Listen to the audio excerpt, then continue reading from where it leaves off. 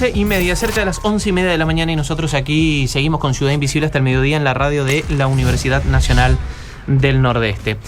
Vamos a recibirla, va a compartir con nosotros, porque ya en un ratito vamos a establecer una comunicación telefónica para hablar de un tema que tiene que ver con el ámbito internacional, un tema delicado, lamentablemente triste, y un tema que continúa. De hecho, no se ha iniciado este fin de semana, tiene mucho tiempo de conflicto. Elisa, bienvenida. Elisa Farisano con nosotros. ¿Cómo están, chicos? Muy bien, muchas gracias como siempre por compartir estos temas en el ámbito internacional. Bueno, estamos hablando de Israel, Israel, que entre otras cosas acapara también a otros países, más allá de que el conflicto se da entre estos dos puntualmente, ¿no? Absolutamente. La última información de este conflicto de Israel en la región, ¿no es cierto?, en Próximo Oriente y en Medio Oriente, es la escalada de violencia que hubo y el ataque directo de Irán a Israel, que fue un hecho inédito, porque nunca había sucedido de esa forma de ataque absolutamente directo. Sí había sucedido a través de organizaciones terroristas que Irán financia, como Hezbollah o Hamas, pero no de esta forma de un estado al otro.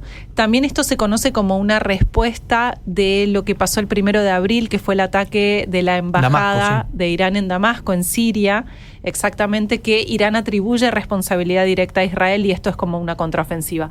De todas maneras, es un escenario extremadamente complejo que va a estar muy interesante analizarlo con alguien que sepa y que conozca la situación geopolítica de la región, porque no es algo nuevo, ni es un hecho aislado. Es una escalada de violencia que se viene sucediendo, sí, si recordarán, desde el ataque terrorista de Hamas el 7 de octubre del año pasado a Israel, y luego la represalia que toma Israel contra la Franja de Gaza, que para la comunidad internacional, las Naciones Unidas y el mundo occidental fue desmesurada. Sí, 30.000 muertes, según Israel. Algún comunicado dicen, bueno, pero confirmamos 13.000 terroristas. Son números, pero estamos hablando de una catástrofe, literalmente, de una guerra espantosa, muy triste. Exactamente, y además es un conflicto que, si bien lo vemos lejos, de repente toma una envergadura importante en la agenda nacional a raíz del posicionamiento político del presidente, de él en lo personal y no tanto de Cancillería. Claro, sí, exacto. De respaldar lo que Javier Milei posiciona, ¿no?, como el respeto a la soberanía y la idea occidental de libertad que representaría Israel en justamente el territorio de Medio Oriente. Claro. Recordemos que hace un ratito hay un nuevo comunicado.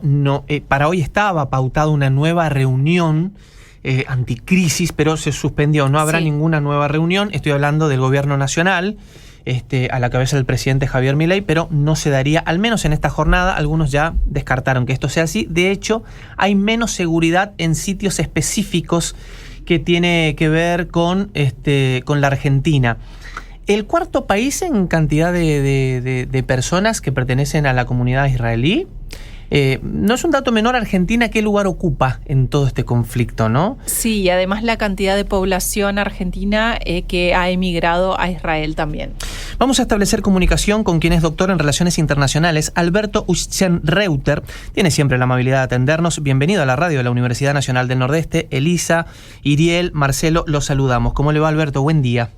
Hola, buen día, estimados. ¿Cómo están ustedes? Muy bien, y gracias por su amabilidad, como siempre, por compartir el aire con nosotros. Nos gustaría, teniendo en cuenta su conocimiento, su experiencia, qué reflexión le merece la situación nuevamente, y en esta oportunidad hablamos otra vez de Israel-Irán.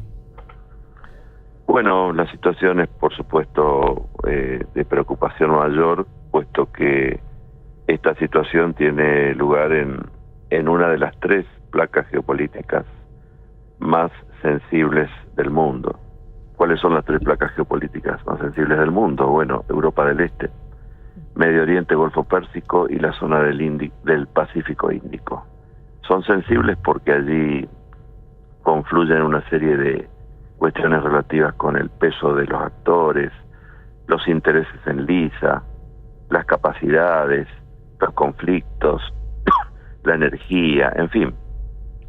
Y fíjense ustedes que de estas tres placas geopolíticas o selectivas del mundo, en dos hay guerra. En Europa del Este tenemos la guerra en Ucrania, Sí. y ahora tenemos ya desde octubre pasado una guerra en Gaza, y ahora tuvimos no una guerra, pero diría que es un escalón más en esta escalera de tensión que siempre existe entre Irán e Israel. Ahora, esta zona selectiva especial tiene una diferencia con las otras, y es que tiene una condición casi irreductible. Los conflictos tienen una condición prácticamente irreductible, porque en otras zonas se pueden alcanzar negociaciones, se puede establecer lo que se denomina una cultura estratégica, pero en la zona del Medio Oriente hay actores como Irán, que no solamente no reconocen a Israel, sino que se proponen su destrucción, de manera que allí qué tipo de patrón de seguridad puede establecerse cuando hay una lógica basada no ya en la disrupción, sino en la eliminación de un Estado, de manera que este tema vuelve irreductible el conflicto en Medio Oriente. Y el otro punto que me parece importante siempre es que en las tres placas geopolíticas hay armas nucleares, hay actores con armas nucleares. Lo que pasó ahora, con el 13 de abril, cuando Irán lanzó la operación Promesa Verdadera, ¿no? Esta lluvia de drones y misiles, que puso a prueba el sistema defensivo israelí con alto éxito, diría yo, porque no hubo que lamentar muertes, sí heridos, pero prácticamente casi la totalidad de todas estas capacidades aéreas de Irán fueron neutralizadas. La pregunta es que se plantean los especialistas en distintas partes del mundo, es cómo interpretar este hecho, ¿no? Porque no fue un ataque, digamos, de alto rendimiento. Los drones no eran de alto rendimiento. Irán no utilizó otras capacidades que podrían tal vez vulnerar el sistema de defensa de Israel.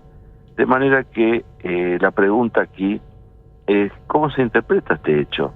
Bueno, quizá la manera de interpretar sea que Irán, sobre todo por la respuesta que ha dado Irán a este punto, es que fue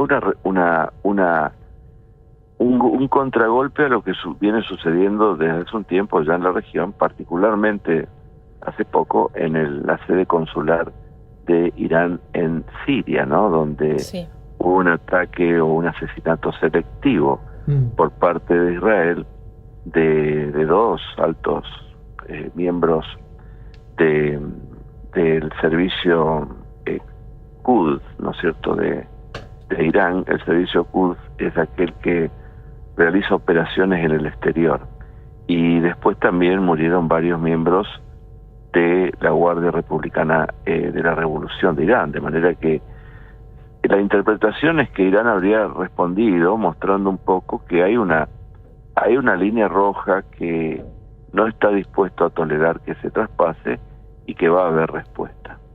Pero lo hizo, yo diría, con cautela, ¿no? Porque la situación de Irán es un poco extraña, porque es un actor que ha construido poder en la región, entendiendo por construir poder proyectarse, está prácticamente, tiene influencia en Irak a través de una galaxia de milicias o milicias subsidiarias, ¿no?, como se las llama. Está presente en Yemen, está presente en el Líbano a través de Hezbollah, está presente inclusive en países árabes con milicias, de manera que por un lado ha proyectado poder en los últimos 20 años, 25, pero por otro lado vive una situación de aislamiento como consecuencia de las sanciones internacionales relativas con su proyecto de energía nuclear militar, ¿no?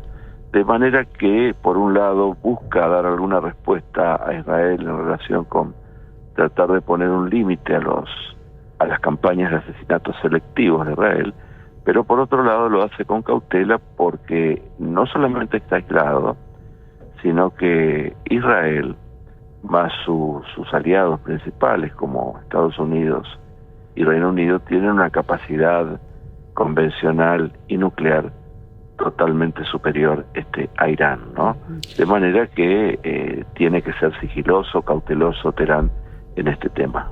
En ese sentido, ¿qué se puede esperar después de esto, ¿no? Que también muchos analistas hablan de esto que menciona usted, pero también de que Israel, en este momento el gobierno de Israel no tiene la popularidad suficiente después de los ataques del 7 de octubre del año pasado como para entrar en una escalada de violencia contra Irán y los países de la región, que la popularidad del presidente ha bajado, que hay mucha preocupación también porque Israel no supo recuperar los rehenes que fueron secuestrados por Hamás. ¿Podemos esperar otro ataque, otra contraofensiva de Israel hacia Irán, o tenemos que suponer que esto por el momento fue todo? Mire, es interesante la pregunta porque yo siempre analizo las funcionalidades de las situaciones en el mundo, ¿no? Este hecho, el ataque de Irán a Israel, yo creo que terminó siendo funcional para Israel. Uh-huh. Ha sido funcional para Israel porque de alguna manera le permitió repararse al gobierno encabezado por Netanyahu, sí, frente a su sociedad. Repararse en cuestiones relativas, primero con el ataque sorpresa, digamos, entre comillas sorpresa, de las milicias de Hamás el 7 de octubre de 2023 a la zona adyacente, a la Franja de Gaza, uh-huh, donde se produjeron cientos de muertes y los secuestros, ¿no? Esto, desde algún lugar, implicó un fracaso de la inteligencia de Israel. Otros señalan lo contrario, sostienen que Israel tal vez haya buscado este ataque para llevar adelante políticas relativas con terminar con la Autoridad Nacional Palestina, pero de todas maneras quedó allí esto pendiente, ¿no? ¿Cómo es posible que un Estado como Israel, debe ser uno de los estados más seguros del planeta, sí, vimos estos días, ¿no?, por su sistema de defensa, no haya impedido un ataque como el que llevaron las milicias de Hamás el 7 de octubre de 2023? Bueno, aquí hay todo tipo de hipótesis, ¿no? Uh-huh. Después había cuestiones relativas con el propio gobierno de Netanyahu.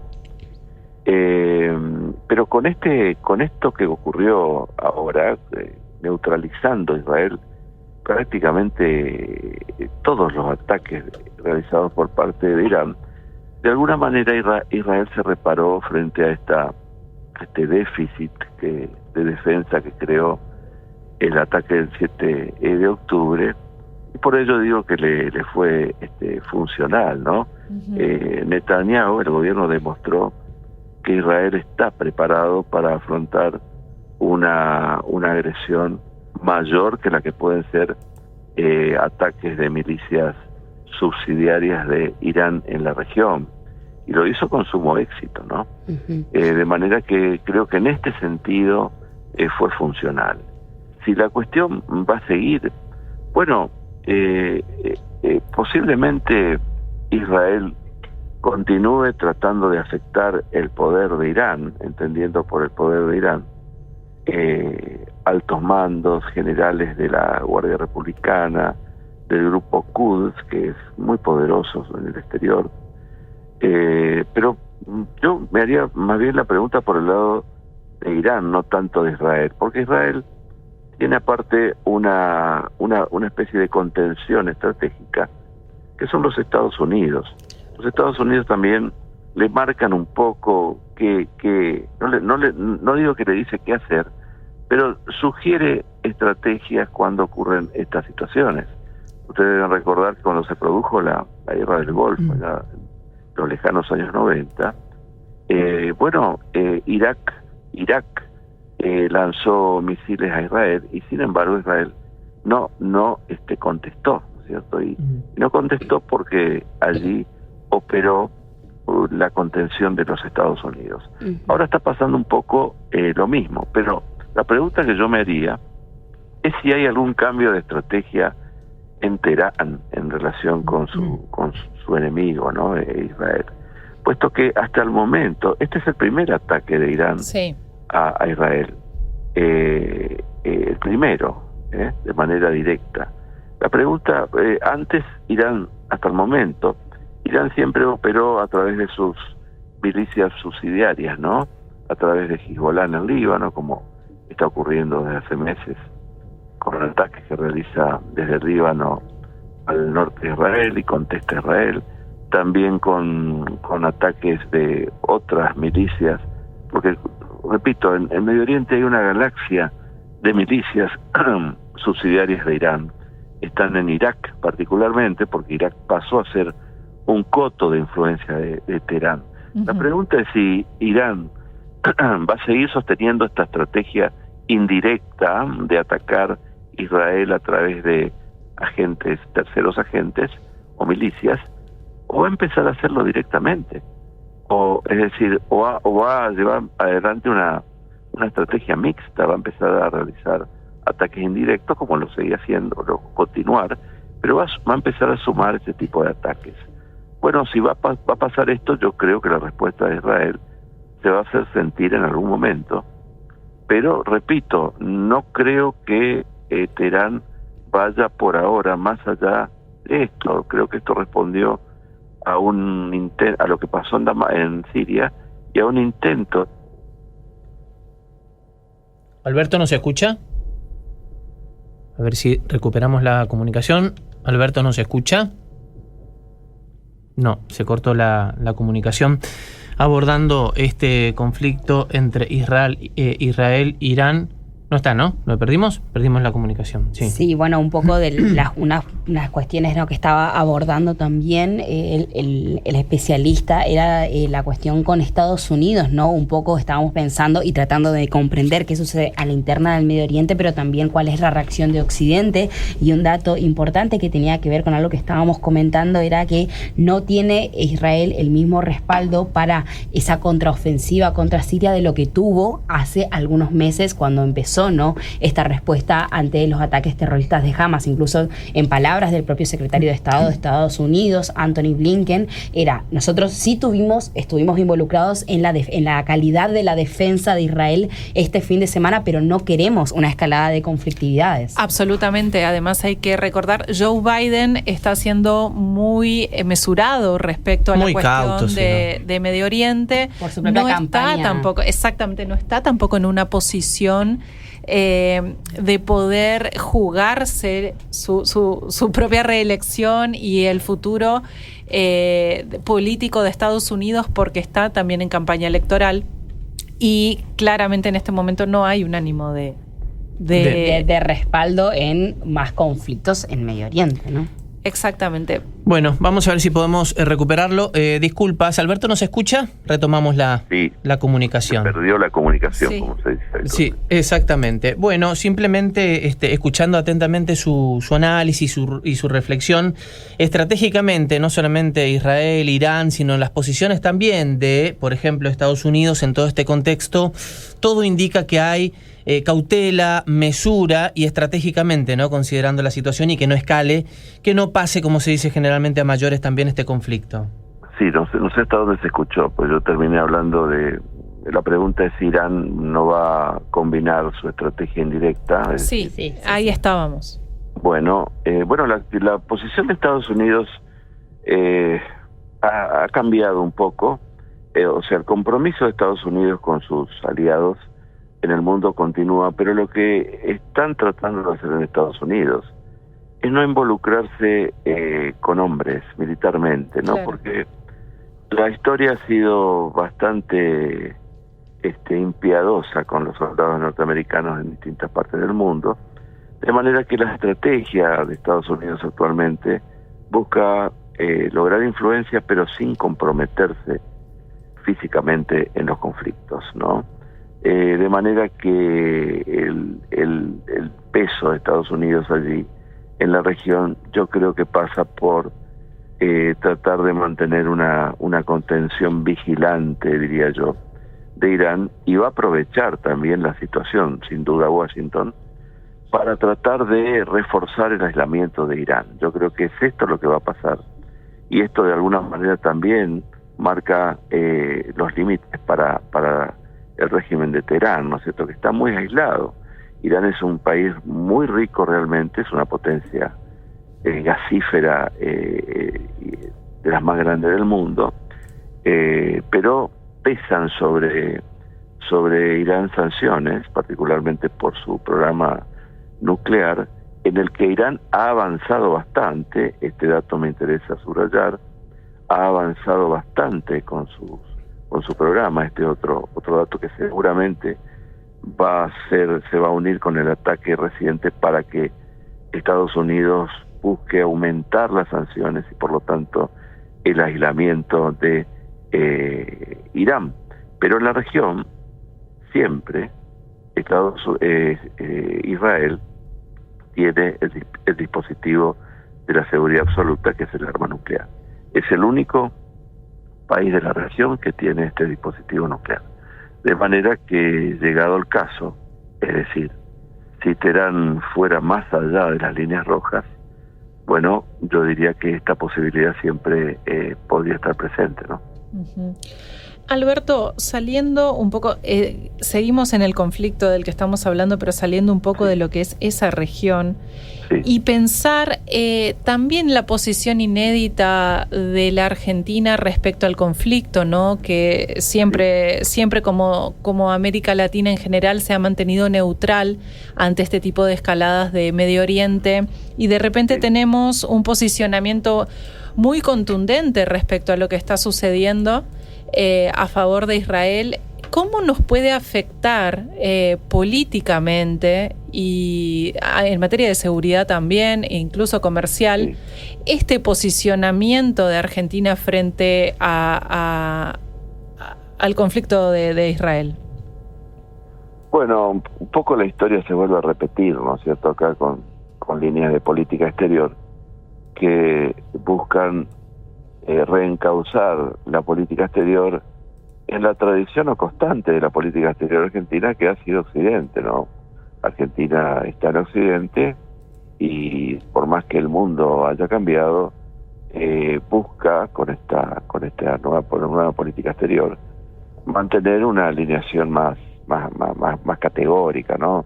De hecho, el programa del candidato en su momento, Milei, hoy presidente, era mantener una relación privilegiada con Estados Unidos y con Israel. Bueno, los hechos demostraron que esto no, a la hora de obtener ganancias comerciales en el mundo, esto no es posible, porque si uno va a dejar de lado, por ejemplo, a la fuente más rica de crecimiento económico, que es la zona del Asia-Pacífico, China, sí. Índico, evidentemente no está entendiendo cómo funciona el mundo, ¿no? Piensen ustedes que solamente Estados Unidos con China tiene un comercio de 800 mil millones de dólares. Uh-huh. La Unión Europea con China tiene un comercio cercano, de manera que allí no hay miramientos en relación con restringir la política exterior, particularmente a la hora de obtener saldos comerciales, ¿no? De manera que para Argentina, bueno, es la línea de política exterior actual. Ahora, no hay que sobredimensionar tampoco la occidentalización. Lo que quiero decir con esto es que si uno va a tener una posición ampulosa, diría yo, en materia de política exterior, sosteniendo que vamos a apoyar a Israel, vamos a ver si podemos enviar tropas a otros conflictos, a Ucrania. Uh-huh. Bueno, lo tiene que hacer en función de tener seguridad nacional apropiada, porque Argentina es un poco una anomalía geopolítica en el mundo. Es un país continente, hay pocos países continentes en el mundo. Brasil es uno, Rusia es otro, India es otro, Estados Unidos es otro, Canadá, o sea, dimensiones superficiales enormes. pero Argentina, teniendo siendo un país continente, esto quiere decir que tiene mucha extensión terrestre, tiene mucho espacio aéreo y tiene mucho mar, ¿no es cierto? Y mucho subsuelo. Ahora, es un país que, a pesar de tener estas condiciones, que cualquier país quisiera tener, no desarrolla un poder para proteger esas extensiones. Por eso para mí es una anomalía geopolítica. Yo a estos países los denomino países de geopolítica cero.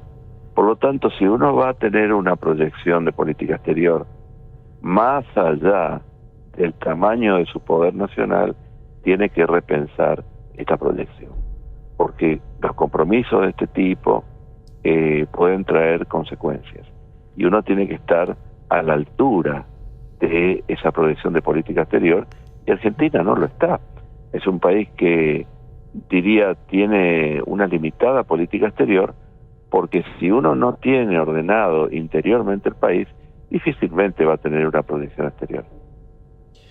Bueno, realmente más que interesante, contundente y muy claro como siempre.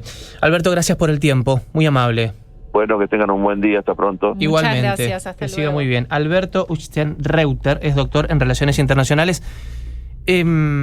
Varios temas, ¿no? La reflexión con relación al conflicto, Israel-Irán, Irán-Israel, por otro lado, otros países involucrados directa e indirectamente, y claramente la posición de la República Argentina con respecto a este problema y esta situación que se está viviendo a nivel mundial. Me quedo con esta última parte, me quedo con todo, ¿no? Sí. Pero esta última parte que es la novedad para nosotros y es lo que nos afecta de manera más directa. Argentina es un país muy grande territorialmente, no tenemos el nivel de defensa de los países que se involucran en este tipo de conflictos.